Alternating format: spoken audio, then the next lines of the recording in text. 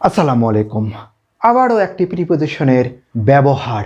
এই বাক্যে, এই বাংলা বাক্যে ইংরেজিতে কি প্রিপোজিশন হবে সেটি নিয়ে, যা আমরা সচরাচর ব্যবহারে, স্পোকেন ইংলিশে, ট্রান্সলেশনে বেশ কনফিউশনের মধ্যে পড়ি। সেটি হলো এই উদাহরণ। যেমন আমরা তার কাছে ইংরেজি পড়ি। ওকে, আমরা তার কাছে ইংরেজি পড়ি। বিষয়টা হলো যে ইংরেজি কেন, অন্য যে কোনো সাবজেক্টের নাম এখানে উল্লেখ করতে পারি, করা হতে পারে। তো তার ট্রান্সলেশনটা কি হবে? হয়তোবা আমরা অনেকেই পারি, অনেক দূর এগিয়ে যাই, কিন্তু ব্যবহারে হলো প্রিপোজিশন। We read English.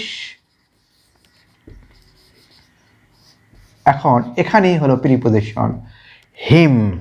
যদি শিক্ষিকা মহোদয় হয়ে থাকেন তাহলে হার হবে। তো এখন এখানে আমরা কি প্রিপোজিশন ব্যবহার করব?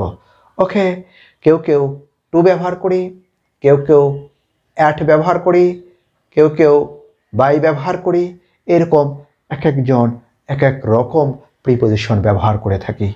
তো আসলে এগুলো কোনোটি ঠিক নয়।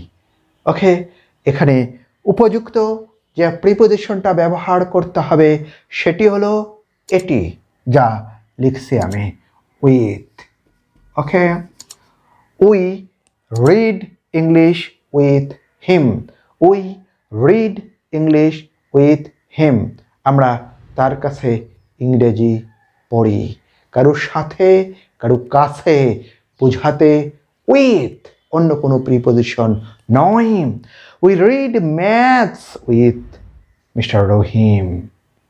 ওকে, সুতরাং কারো সাথে, কারো কাছে উইথ উইথ উইথ ব্যবহার করতে হবে। Thank you.